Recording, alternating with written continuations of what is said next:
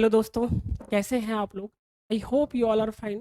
Today I am going to start next lecture of electro. और ये जो lecture है ये प्योरली बोर्ड के लिए बना हुआ है। हाँ, आप इसको ऊपर अच्छे से पढ़ लोगे तो आपका नीट भी क्वालिफाई हो सकता है। मैं नीट लेवल का हर चीज़ ज्ञान ले रहा हूँ, यही मेंस लेवल तक का भी पहले मैं बोल देता हूँ। बट इसमें जो मेन फोकस हम लोग का वो है बोर्ड। बोर्ड अपन का मेन फोकस होगा। ठीक है बच्चा पार्टी। हम लोग जो पढ़ रहे थे इलेक्ट्रोस्टैटिक्स में कूलम्स लॉ पढ़े थे। क्या पढ़े थे? Coulomb's law. Coulomb's force between two charges हम लोग पढ़े थे। याद है आपको? Coulomb's force between two charges. I hope आप लोग सब घर में रहते होगे। Stay at home, stay safe दोस्त। प्लीज़ घर पे रहो, सुरक्षित रहो। अभी तुम्हारा सुरक्षित रहना हम लोग के बहुत ज़रूरी है। ठीक है? जब ये सब चीज़ ख़त्म होगा, क्लास ओपन होगा तो हम लोग मिलेंगे ना इस समय। तो प्लीज़ अभी घर पे रहिए आप लोग। आराम से घर पे रहो, ज़्यादा बाहर मत घूमो। उसे मिलने का कोई ज़रूरत नहीं है। डिजिटली बात कर सकते हैं अपने दोस्तों से। अभी फिजिकली मिलने का कोई ज़रूरत नहीं है अपने अपने भाई भाई यार से। ठीक है? अब इसको रहने दो। तो हम लोग जो पढ़ने वाले हैं दोस्तों, इलेक्ट्रोस्टैटिक्स का जो नेक्स्ट टॉपिक होगा। देखो हम लोग इलेक्ट्रोस्टैटिक्स में क्या क्या पढ़ चुके हैं? कूलम्स लॉ पढ़ चुके हैं।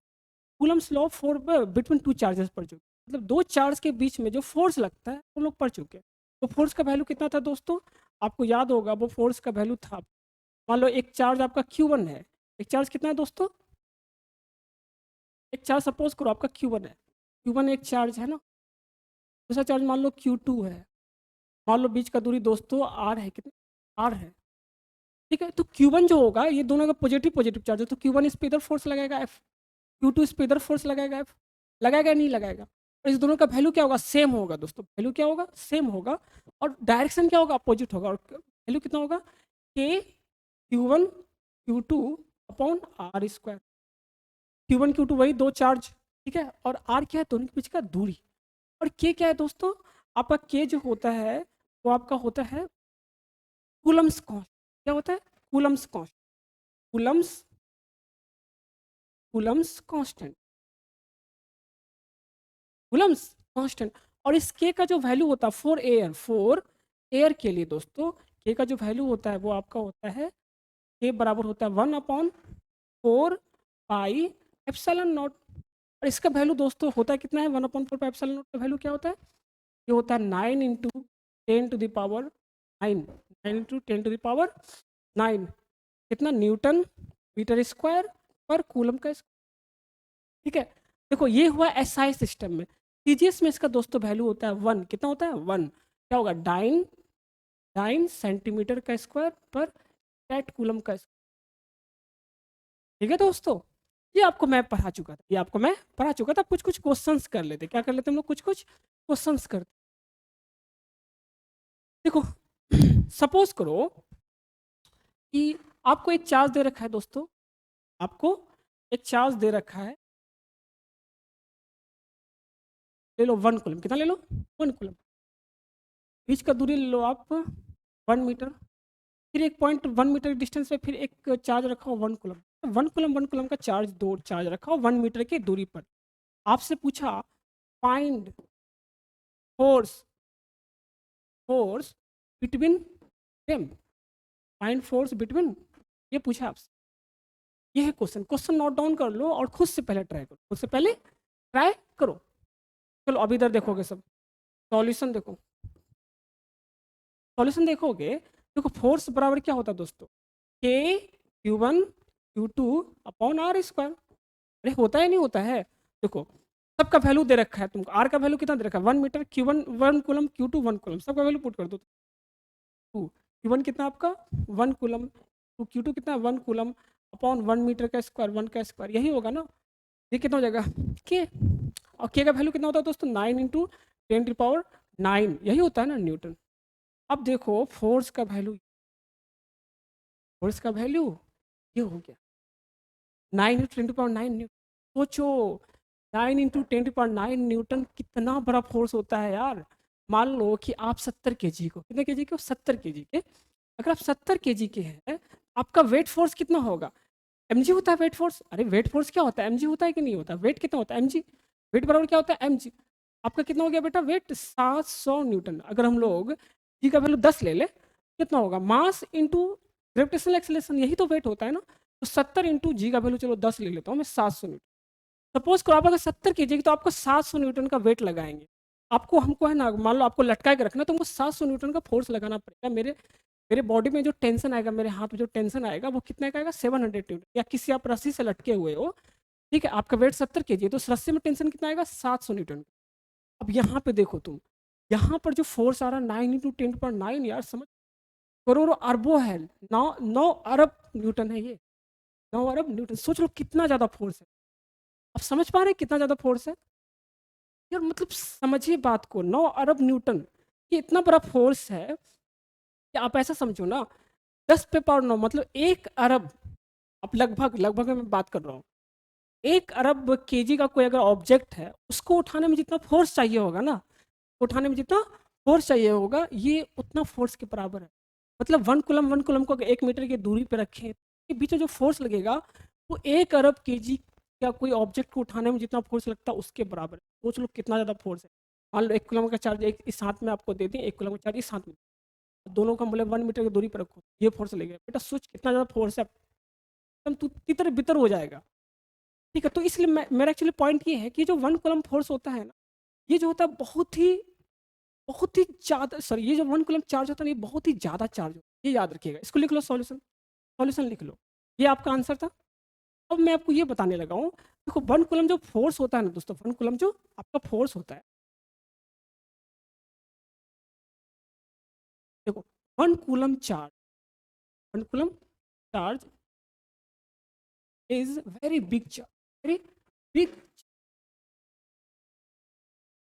आप ऐसा समझो ना, किसी पर 1 कूलम चार्ज है ना, तो वो समझो आस पास के मतलब इन्वायरमेंट को पोलराइज कर, क्या बोलते हैं उसको, इंडक्शन होने लगेगा। पास का जो इन्वायरमेंट होगा, ये क्या होने लगेगा दोस्तों, वो बहुत ज़्यादा इलेक्ट्रिक फील्ड क्रिएट कर, क्योंकि आयनाइज होने लगेगा आसपास। तो 1 coulomb charge is very big charge, very bigger charge होता है, ये आपको याद रहना चाहिए। हम लोग चार्ज को जनरली हम लोग माइक्रो कूलम में लिखते हैं, जैसे 1 माइक्रो कूलम या फिर 1 मिली कूलम में लिखते हैं। 1 माइक्रो कूलम का मतलब होता है, इसको माइक्रो पढ़ते बच्चा पढ़ते, तो क्या पढ़ते हैं माइक्रो, इसको मिली पढ़ते, इसको क्या पढ़ते हैं मिली। ठीक है,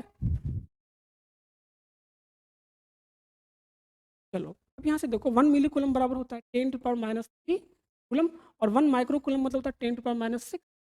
ये याद रहना चाहिए। अगर कहीं पे बच्चा पार्टी तुम 1 नैनो कूलम पर होगा ना, 1 नैनो कूलम, ये एन क्या है, नैनो के लिए, एन किसके लिए डिनोट कर रहे हैं, नैनो के लिए। नैनो 1 नैनो कूलम बराबर होता है आपका 10⁻⁹। क्या दोस्तों, चलो जल्दी फास्ट लिख लो।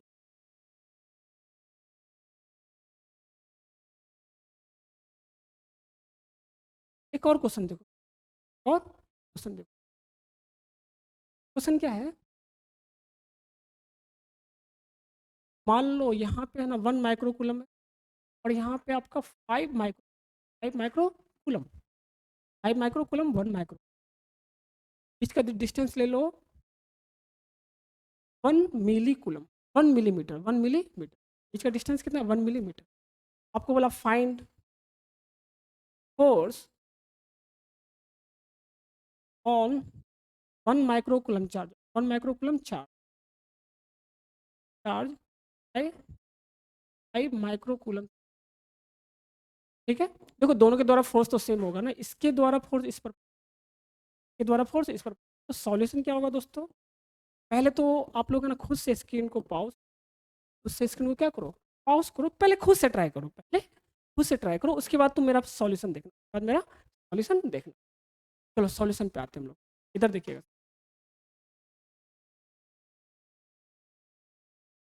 सॉल्यूशन देखो, देखो आर का वैल्यू कितना दे रखा है दोस्तों आपको, 1 मिलीमीटर, मतलब कितना दे रखा है, 1 10⁻³ अरे 1 मिलीमीटर मतलब एक 1/1000 मीटर हुआ ना, 1/1000 को लिख सकते हैं 10⁻। देखो आपको Q1 कितना दे रखा है आपका बच्चा, 1 माइक्रो कूलम, 1 माइक्रो कूलम मतलब 10⁻⁶ कूलम। इसी तरह आपका Q2 कितना दे रखा है, Q2 दे रखा है 5 माइक्रो कूलम, मतलब 5 × 10 माइक्रो कूलम मतलब 10⁻⁶ कूलम, है ना। आप जानते हैं फोर्स बराबर क्या होता है, के फोर्स बराबर आपका होता है, एफ बराबर आपका होता है K Q1 Q2 on r square, K Q1 Q2 by r square, सबका वैल्यू पुट कर दो। के का वैल्यू कितना होता है दोस्तों, 9 × 10⁻⁹ ना। तो Q1 का वैल्यू कितना दे रखा है आपको? 10⁻⁻6 कूलम इंटू आपको Q2 का वैल्यू कितना दे रखा है? 5 into 10⁻⁻6 coulomb upon on r. R का वैल्यू कितना दे रखा है दोस्तों? 10⁻3 10⁻3 वही नहीं, ये स्क्वायर है क्या आपका? देखो इसको सॉल्व वॉल्व करके आंसर निकाल, तो सॉल्व करोगे, देखो यहाँ पे -6 है और नीचे कितना हो जाएगा? स्क्वायर करोगे तो ये 10⁻⁻6 हो जाएगा। ये और ये कैंसिल हो जाएगा बच्चा पार्टी। अरे नीचे वाला 10⁻6 हो गया ना, ऊपर में 10⁻6 है, कैंसिल हो गया। तो देखो 9 इंटू 10⁻9 ठीक है, इंटू 5 इंटू 10⁻6। तो देखो 10 को एक साथ रखो और इस सबको आपस में मल्टीप्लाई करो, 9 और 5 को 45 हो गया। 45 इंटू 10⁻9 इंटू 10⁻6। देखो पावर बेस सेम है तो पावर क्या होगा? एडिशन और सब्सट्रैक्शन क्या होगा? 9 माइनस 6 कितना हो गया? 10⁻3 कितना हो गया आपका? 45 into 10⁻3 Newton is your answer. कुछ नहीं था, ये क्वेश्चन था एकदम फर्जी क्वेश्चन। तो एक और क्वेश्चन देखो, एक और आपको क्या बोला ना दोस्तों, सुनना, आपको क्या बोला ना कि एक दो चार्ज है 1 मीटर के डिस्टेंस में, Q1 चार्ज और Q2 चार्ज, बीच का दूरी कितना है? 1 मीटर। कितना है दूरी बीच का? 1 मीटर। Q1 Q2 1 मीटर के डिस्टेंस रखा हुआ है आपको। आपको बोला कि find minimum minimum force, minimum possible force, minimum possible possible force between Q1 and Q ये पूछा आपसे। आपको ऑप्शन दे रखा है A E square, option B दे रखा है A Q1 Q2, option C दे रखा है -K p3, ऑप्शन डी दे रखा आपको कांड से। देखो खुद से सोचो क्या ऑप्शन होना। स्क्रीन पॉज करो पहले, खुद से दिमाग लग। अब चलो सॉल्यूशन देखो इधर। देखो एक चार्ज Q1 दूसरा चार्ज Q2, बीच का दूरी 1 मीटर। तो देखो फोर्स क्या होगा दोनों के बीच का? K Q1 Q2 by r square. K Q1 Q2 upon r का वैल्यू कितना? 1, तो 1 का स्क्वायर हो गया। हुआ या नहीं हुआ? ये आपका क्या हो गया दोस्तों? फोर्स हो गया। ये आपका क्या हो गया? फोर्स। ये आपका क्या हो गया दोस्तों? फोर्स। ऐसे हम लोग फोर्स लिखने जानते हैं, तो कोई प्रॉब्लम ही नहीं है फोर्स लिखने में। ठीक है, चलो अब देखो यहाँ पर तुम K Q1 Q2 बाई ये अपना होगा। अब देखो इसमें तो K तो कांस्टेंट है और 1 भी कांस्टेंट है। मिनिमम करने के लिए क्या होगा? Q1 Q2 को मिनिमम ले लो, क्या होगा? फोर्स मिनिमम होगा ना। अगर तुमको मिनिमम फोर्स है, मिनिमम पूछा ना, तो तुमसे क्या पूछा? मिनिमम फोर्स पूछा। क्या पूछा दोस्तों? Minimum force. तो मिनिमम फोर्स चाहिए तो Q1 Q2 को मिनिमम ले लो ना। K तो कांस्टेंट है, डिस्टेंस भी कांस्टेंट था। तो Q1 Q2 का मिनिमम वैल्यू कितना होता है? E, इस चार्ज यार, एक इलेक्ट्रॉन का चार्ज E तो कितना हो जाएगा? K इंटू मिनिमम चार्ज कितना होता है? E इंटू E, और नीचे 1 है तो नीचे 1, तो कितना हो जाएगा बच्चा party? K E square is your. I hope आपको ये क्वेश्चन अच्छे समझ में आया होगा, इसमें कोई दिक्कत नहीं होगी। ठीक है दोस्तों, चलो अगला देखो। पहले तो लिख लो अच्छे से, स्क्रीनशॉट ले लो और लिखो। एक और क्वेश्चन क्या दे रखा है? एक चार्ज है Q1, चार्ज है Q2, इसका दूरी है R। इसका दूरी क्या है? इसका दूरी क्या है? अब बोला है कि force between Q1 and Q2 is आपको दे रखा है F। क्या दे रखा है? F। इस दोनों के बीच में फोर्स कितना दे रखा है? F। ठीक है, आपसे पूछा if magnitude of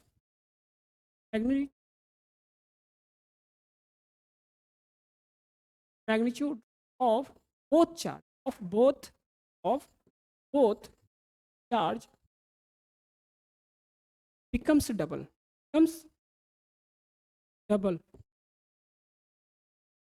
double and and and distance distance between between them becomes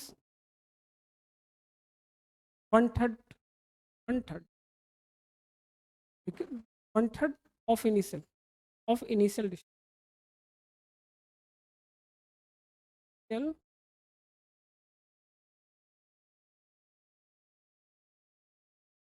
initial distance of initial, ये आपको दे रखा है। Find no no find force between them, force between, तो क्या बोला कि इनिशियली डिस्टेंस आर है, ठीक है, Q1 Q2 चार्ज और इसके बीच में बोला फोर्स एफ था। अब क्या बोल रहा है आपको कि अगर दोनों चार्ज का मैग्नीट्यूड को हम लोग डबल कर दे और डिस्टेंस जो दोनों के बीच का है उसको वन थर्ड कर दे, तो बताओ नया फोर्स कितना होगा। ये आपका क्या है दोस्तों, क्वेश्चन है। ये आपका क्या, आपका क्वेश्चन। आई होप आप इस क्वेश्चन को बहुत ईजिली हिला, पहले स्क्रीन पॉज कर लो और खुद से पहले ट्राई, पहले खुद से ट्राई कीजिए, स्क्रीन को पॉज कीजिए, ठीक है, पहले खुद से ट्राई करो। पहले कैसे ट्राई करेंगे, खुद से, पहले खुद से ट्राई करो। चलो मैं बताता हूँ, ठीक है, तो बताता हूँ कैसे। मैं इसको यहाँ से मिटा देता हूँ, आपको क्वेश्चन याद रहेगा ना, आपको याद, आप लिख लियो, ठीक है। अब देखो बच्चा पार्ट, आपको क्या बोला कि Q1 Q2 और R भी था, तो दोनों के फोर्स कितना था तब, A Q1 Q2 by R, यही तो होगा ना F। आपको बोल रखा है Q1 Q2 और बीच का दूरी R है, तो Q1 Q2 के बीच में फोर्स कितना है, यही तो F है। F का वैल्यू क्या होगा, कूलम्स लॉ से K Q1 Q2 by R होगा, R स्क्वायर होगा, इसमें कोई दिक्कत। अब आपको क्या बोल रहा है कि नया चार्ज जो Q1 डैश है ना, वो क्या हो जा रहा है, 2Q1 हो जा रहा है, और न्यू जो Q2 चार्ज है वो आपका वो भी 2Q2 हो जा रहा है। तो डबल डबल सब हो रहा है ना, Q1 डैश कितना हो जा रहा है, 2Q1, Q2 डैश कितना हो जा रहा है, 2Q2, और आपका R डैश मतलब नया R कितना हो जा रहा है, पुराना अपॉन 3, वन थर्ड हो जा रहा है ना, R/3। तो नया फोर्स पूछा, देखो नया फोर्स क्या होगा आपका, नया फोर्स F डैश बराबर क्या होगा, A Q1 dash into Q2 dash upon क्या होगा दोस्तों, R डैश का स्क्वायर, होगा या नहीं होगा, तो बोलो यही तो होगा। यहाँ से देखोगे तो K Q1 डैश को क्या लिख सकते हैं, 2Q1 इंटू Q2 डैश को क्या लिख सकते हो, 2Q2 अपॉन R डैश को क्या लिख सकते हो, R अपॉन 3 का स्क्वायर, लिख सकते हैं हम लोग ऐसे, यस सर लिख सकते हैं। अब देखो यहाँ से अच्छे से करोगे आप, तो यहाँ से अच्छे से करोगे तो क्या होगा, देखो आपका एफ डैश बराबर क्या होगा, देखो K 2 इंटू 2 4 हो गया, K Q1 Q2 2 इंटू 2 4 हो गया, 4K1 K Q1 Q2 upon, देखो ये कितना होगा, R स्क्वायर बाय 3 का स्क्वायर, R स्क्वायर बाय 9 हो गया ना, R स्क्वायर, देखो ये 9 जब ऊपर जाएगा तो मल्टीप्लाई हो जाएगा, तो 36 K Q1 Q2 by R होगा ये। देखो देखो अब जो मैं लिखा हूँ क्या वो अच्छे से क्लियर है, 36 into K Q1 Q2 by R का, ये अच्छे से लिखा हुआ आपको क्लियर हो। देखो बच्चा F क्या आपका, यही तो F है ना, एक नहीं है F, और यही तो वैल्यू F है ना आपका, हम उसको ऐसे लिख सकते हैं 36 F डैश बराबर कितना हो जाएगा आपका, 36 इंटू, ये आपका हो गया, जो नया जो फोर्स होगा, नया जो फोर्स होगा तो वो 36 टाइम्स ऑफ पुराना फोर्स हो जाएगा, 36 टाइम्स ऑफ पुराना फोर्स हो जाएगा। आई होप आपको ये क्वेश्चन अच्छे से क्लियर हुआ होगा, नहीं भी हुआ होगा तो एक बार स्क्रीन पॉज करें, पहले खुद से ट्राई करो, ठीक है, उसके बाद नहीं होता तो मेरा सॉल्यूशन, तो अगर समझ में आ गया तो फिर से एक बार खुद से ट्राई कर लो, बोर्ड में इस तरह क्वेश्चन ऑब्जेक्टिव इस तरह को, तो अच्छा पार्टी। चलो हम लोग है ना ये चीज़ अच्छे से समझ गए, अब हम लोग है ना कुछ पढ़ लेते हैं और कुछ अपने डिस्कशन को आगे करते हैं। आज हम लोग पढ़ने वाले electric charge and field. Electric charge में हम लोग पढ़ने वाले कूलम्स लॉ पढ़ लिए थे। हम लोग दो चार्ज के बीच में जो फोर्स होता है वो निकालना सीख, दो चार्ज के बीच में कैसे निकाल, क्योंकि जरूरी है कि दो ही चार्ज होगा, दो से अधिक भी तो चार्ज हो सकता है ना, दो से अधिक भी चार्ज तो हो सकता है, जैसे जैसे मैं आपको बताता हूँ, देखो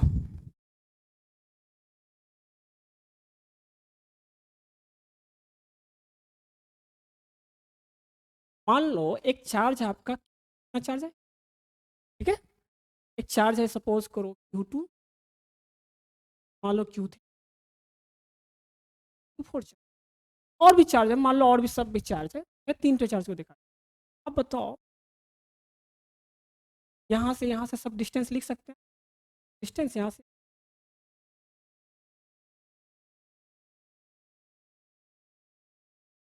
देखो एक चार्ज है आपका दोस्तों Q1 की तरफ, अब यहाँ से R2 दूरी पे कोई चार्ज है आपका, मान लो यहाँ से दूरी पे आपका कोई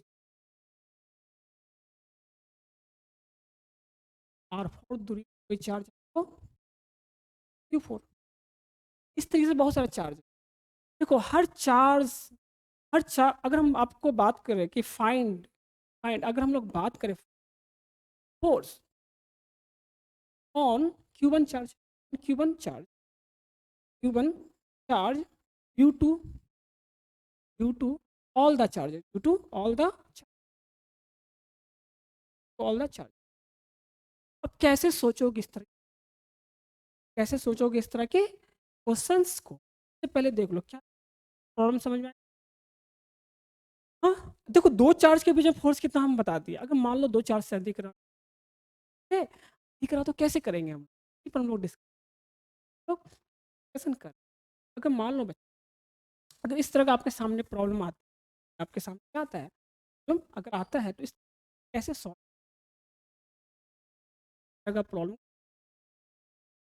देखिए आपको एक चीज हमेशा याद रखिएगा, हमेशा force electrostatic force between two charges is never depend upon presence या absence ऑफ अदर चार्जेस। क्या समझे आप, आपको मैं क्या पॉइंट बता रहा हूँ, ठीक है। देखो यहाँ पे फोर्स है ना between two charges, two charges is independent is independent independent upon upon presence upon presence or absence of any other charge of any other charges any other। याद रखिएगा Q1 चार्ज, देखो ये जो Q1 चार्ज है आपका, ये जो Q1 charge है आपका, Q1 चार्ज और Q1 ये बीच का जो फोर्स होगा क्या होगा, K Q1 Q2 by R2, भाई बीच का दूरी, अरे इस दोनों के बीच में फोर्स क्या होगा, K Q1 Q2 by R2 होगा ना। इस दोनों के पीछे का जो फोर्स होगा ये Q3 Q4 के प्रेजेंस पे डिपेंड करता ही नहीं है, वो प्रेजेंट रहे या वो एब्सेंट रहे उस पर डिपेंड नहीं करता। इस दोनों के बीच का जो फोर्स होगा इस बात पे डिपेंड नहीं करता है Q3 Q4 भी चार्ज है। हाँ नेट फोर्स डिपेंड करता है, क्योंकि नेट तो सब ये सब लगाएगा ना इस पर फोर्स यार, मगर इस दोनों के बीच का जो फोर्स होगा वो वही होगा कूलम्स लॉ। कूलम्स लॉ के अनुसार क्या होना चाहिए, फोर्स बराबर क्या होना चाहिए बच्चा पार्टी आपका, एफ बराबर क्या होना चाहिए था, K Q1 Q2 by R स्क्वायर। अकॉर्डिंग टू कूलम्स लॉ यही होता है ना। आर कौन सा टू, R2 है ना, दोनों के बीच का दूरी R2 है। देखो फोर्स तो यही होगा। अब देखो इस दोनों के बीच में इसके द्वारा इस पर फोर्स यही होगा ना, Q2 के द्वारा Q1 पे फोर्स क्या होगा, K Q1 Q2 by R square. देखो ये Q3 Q4 के प्रेजेंस पे डिपेंड ही नहीं करता, डिपेंड ही नहीं करता। तो यही पॉइंट मैं आपको लिखा हूँ, इसी पॉइंट को मैंने यहाँ पर लिख दिया। क्या याद रहेगा ये बात, ये खाली याद। अब देखो इस Q1 पे Q3 भी लगाएगा, इस Q1 पे Q4 भी लगाएगा, Q4 भी लगाएगा। तो बोला इतना गया है सिंपली, आपको ये पॉइंट लिख लिया था ना, आपको बोला बस ये गया है जो आपका नेट फोर्स जो होता है ना, नेट फोर्स एफ नेट है ना ऑन Q1 जो होगा वो बोला गया है कि सब चार्ज के द्वारा जो फोर्स होगा यहाँ पे उसका वेक्टर सम नहीं आया समझ में। ये जितना भी चार्ज है Q1 Q2 Q3 Q4 जो Q1 पे लगाएगा सबके द्वारा फोर्स का वेक्टर सम ही नेट फोर्स। वेक्टर सम मतलब क्या, एफ नेट बराबर होगा, एफ नेट वेक्टर बराबर होगा ऑन Q1 बराबर क्या होगा, F on one Q1 charge by two charge by Q2 charge plus सबका वेक्टर सम करो। फोर्स ऑन वन Q1 है ना, पहले में जिस पर लग रहा है उसका, और जिसके द्वारा लग रहा है, किसके द्वारा लग रहा है, F23 के द्वारा लग रहा है। वेक्टर सम करो, क्या करो दोस्तों, vector sum.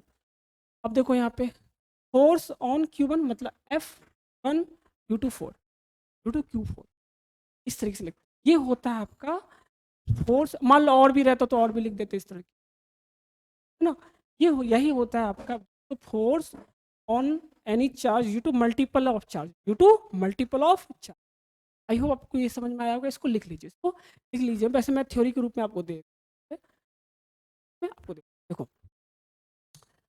Force between two multiple charges हम लोग कैसे कैलकुलेट, मल्टीपल चार्जेस के बीच में, मतलब force between two multiple charges जो क्या होता है, आपको एक चीज़ याद रखना है कि फोर्स बिटवीन टू चार्जेस जो होता है ना, हमेशा आप कूलम्स लॉ उसमें नहीं निकाल सकते। मतलब ऐसा नहीं कर सकते हो कि जितना Q1, मान लो वो Q1 पे निकालना है तो Q1 Q2 के थ्रू सबको जोड़ दिए और Q1 पे फोर्स निकाल दिए, K Q1 to Q net upon R square, ये फॉर्मूला मत लगा देना, ठीक है।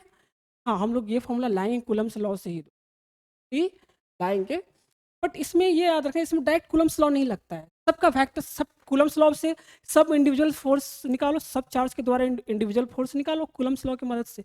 उसके बाद उसका वेक्टर सम करो, क्या करो दोस्तों, उसके बाद उसका वेक्टर सम करो, ठीक है। जैसे पहले ये निकालो, what is the force on Q1 due to Q2 Q3, सब फोर्स के द्वारा क्या निकाल लो, Q1 में फोर्स निकाल लो। इसका मदद से Q1 मतलब कूलम्स लॉ के मदद से फोर्स ऑन Q1 निकालो, जिस पर निकालना आपको net force, Q2 Q2 Q3 Q4 सब के द्वारा निकाल लो, इंडिविजुअली सबको निकाल लो, और उसके बाद उसका वेक्टर सम कर दो। उसके बाद उसका क्या कर दो, वेक्टर सम कर दो, ठीक है। उसके बाद आप इसका क्या कर दीजिए, वेक्टर सम। और आपको याद रखना वेक्टर सम के लिए आपको है ना, हम वेक्टर एडिशन वाले लॉ को यूज़ करना, याद है क्लास 11 हम लोग वेक्टर पढ़े थे, तो दो वेक्टर को जोड़ने का तरीका मैं आपको बताया, वो वही रूल यहाँ पे भी आपको लगे, क्योंकि यहाँ पे अगर वेक्टर को ऐड करना तो दो वेक्टर को ऐड करने का जो तरीका था वही रूल यहाँ पर लगता है आपका, ठीक है बच्चा पार्टी। आई होप आपको ये चीज़ बहुत अच्छे से समझ में आया होगा। चलो हम दो वेक्टर को कैसे जोड़ते हैं वो मैं बता देता हूँ, ठीक है? मान लो दोस्तों, आपको सपोज करिए कि आपका एक वेक्टर है ए वेक्टर कोई है, ठीक है। दूसरा वेक्टर है दोस्तों आपका बी वेक्टर, कितना है, बी वेक्टर, और बीच का एंगल सपोज कीजिए कि थीटा है, कितना है, थीटा है। इस दोनों का जो रिजल्टेंट होता है ना दोस्तों, रिजल्टेंट होता है पैरेललोग्राम लॉ से निकालते हैं। देखो रिजल्टेंट निकालने का और भी तरीका होता है। मान लो ये अल्फा, ये रिजल्टेंट आर वेक्टर पर और क्या होगा, ए वेक्टर प्लस, ठीक। इस आर वेक्टर का जो मैग्नीट्यूड होता है ना दोस्तों, मैग्नीट्यूड वो होता है आपका रूट ओवर, ठीक है, पहला वेक्टर का स्क्वायर प्लस दूसरा वेक्टर का square plus 2 into A into B into cos theta into theta, क्या है, angle between vector A and vector. याद रहेगा ये फॉर्मूला। अच्छा, ये एंगल जो अल्फा जो होता है ना, टेन अल्फा अगर तुम निकालना चाहोगे तो वो भी तुम निकाल सकते, टेन अल्फा भी तुम निकाल, टेन अल्फा बराबर होता है दोस्तों E sine theta on A plus B cos. यहाँ से आपका अल्फा आ जाएगा, यहाँ से क्या आ जाएगा दोस्तों, आपको ये याद रखना है। आपको ये वैसे वैसे तो आपको ये 11th क्लास में पढ़ाया गया था, 11th क्लास में पढ़ाया था, बट ये फॉर्मूला आपको हमेशा क्या करना चाहिए, याद रखना। दो वेक्टर को इस तरह से जोड़ते हैं, वेक्टर को हम लोग इस तरीके से जोड़ते हैं। दूसरा आपको कंपोनेंट का भी तरीका होता है, कंपोनेंट का भी तरीका होता है। हम उसको है ना दोनों वेक्टर को आई जे के फॉर्म में लिखेंगे, उसके बाद मान लो बहुत सारा वेक्टर सबको आई जे के फॉर्म में लिखो और लास्ट में जोड़ दो। आप एक बात जानते हैं, या फिर मान लो आपको वेक्टर इस फॉर्म में आप लेते आते हो, मान लो एक्स आई कैप, मान लो फोर्स आपको इस फॉर्म में आया x i cap plus y j cap, तो नेट फोर्स एफ नेट कितना हो जाएगा दोस्तों, root over x square plus y. अगर कोई वेक्टर इस तरीके से दे रखा है आपको, अगर नेट निकालना हो तो इस तरीके से निकालते हैं, root over x square plus I square का रूट। ये आपको अच्छे से आना चाहिए। कौन सा वेक्टर है, वेक्टर में आपको यहाँ फोकस नहीं करूँगा, वेक्टर हम लोग क्लास 11th में ही पढ़ लिए थे ना, ठीक है। चलो हम लोग कुछ कुछ बात कर लेते हैं। एक्सपेरिमेंटली ये देखा गया है कि देखो force on on one charge due to multiple of charges equal to vector summation of all individual force, आपको नेट फोर्स क्या देगा दोस्तों, इसी को हम लोग प्रिंसिपल ऑफ सुपर पोजिशन ही बोलते हैं। क्या बोलते हैं इसको? Principle of superposition. हम लोग क्या बोलते हैं? Principle of superposition. याद रखिएगा इस बात को। देखो इस कुछ कुछ और बात कर लेते हैं। देखो आपको याद है the principle of superposition says that in the system of charges Q1 Q2 that force on Q1 due to Q2 is same as given Coulomb's law. देखो दो चार्ज के बीच में फोर्स सेम हो, नेट फोर्स अलग होता है भाई।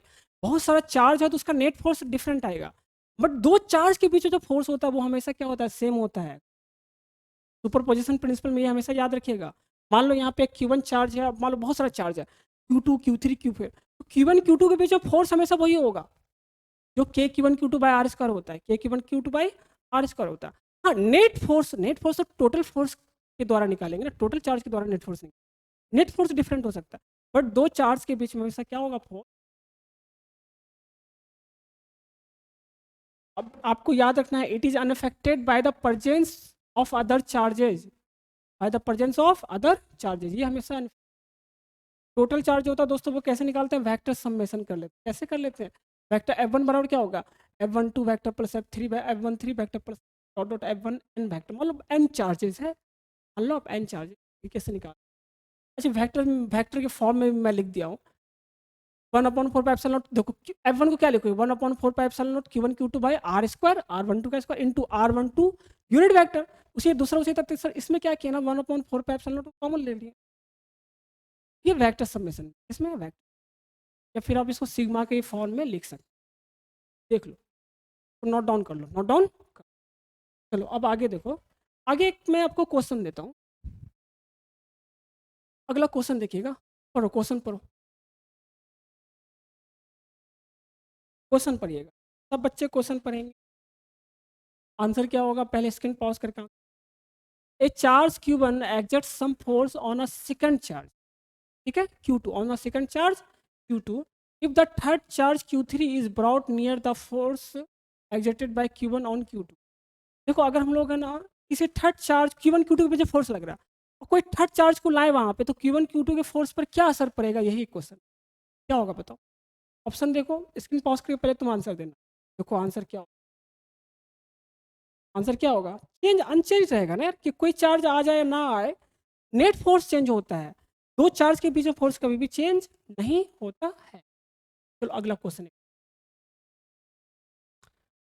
To charges are placed at a distance apart, ठीक है, if a glass slab produced between them actual is. याद रखिएगा आप, हम लोग जो पढ़ रहे हैं ना वो एयर मीडियम के लिए, क्या है दोस्तों? एयर मीडियम के लिए। अगर इसके अलावा कोई भी दूसरा मीडियम रखेंगे ना, कोई भी दूसरा मीडियम रखेंगे, कोई भी दूसरा मीडियम रखेंगे, क्या करता है? डिक्रीज करता है। अदर मीडियम्स के लिए मैं आपको पढ़ाऊंगा, बट आपको इतना याद रखना, फोर्स का वैल्यू क्या करेगा? डिक्रीज करेगा। फोर्स का वैल्यू क्या करेगा दोस्तों? आई होप आपको ये लेक्चर अच्छा आया होगा। कहीं पे कोई भी डाउट हो तो व्हाट्सएप कर पूछ सकते। माई व्हाट्सएप नंबर इज़ फिलहाल 79980042। यू कैन व्हाट्सएप मी और यू कैन, मैं आपको रिस्पॉन्स जरूर दूंगा, क्योंकि द इनोवेशन फैमिली आपकी लॉकडाउन में बाद में कहीं भी ज्वाइन कर लेना तुम। अगर लॉकडाउन में रियली अगर आप पढ़ना चाहते हो या आप हमसे जुड़ रहे हो तो आपका पूरा जिम्मेदारी हम, ठीक है। तो आज के लिए हम लोग इतना ही रखते हैं दोस्तों, आज के लिए हम लोग इतना ही रखते हैं। चलो देखो थैंक यू आ गया ना, लिखा हुआ है। आज के लिए हम लोग इतना रखते हैं। फिर से मेरा आप लोगों का एक रिक्वेस्ट है दोस्तों, at home stay safe please. अगर आप सच में, अगर आप सच एक सच्चा इंडियन है, आप इस घर पे रहिए। अभी आपका घर पे रहना ही देश का जरूरत, देश को रियली आप कंट्रीब्यूट करना चाहते हो तो घर पर रह कर आप आप भी सेफ रहोगे, आपकी फैमिली सेफ रहेंगे, ठीक है, आपका देश भी सेफ होगा। जब कोरोना का चैन टूटेगा तब तो हम लोग तब तो मजा आएगा, तब तो आप मस्ती करोगे यार। चलो आज के लिए इतना ही रखते हैं।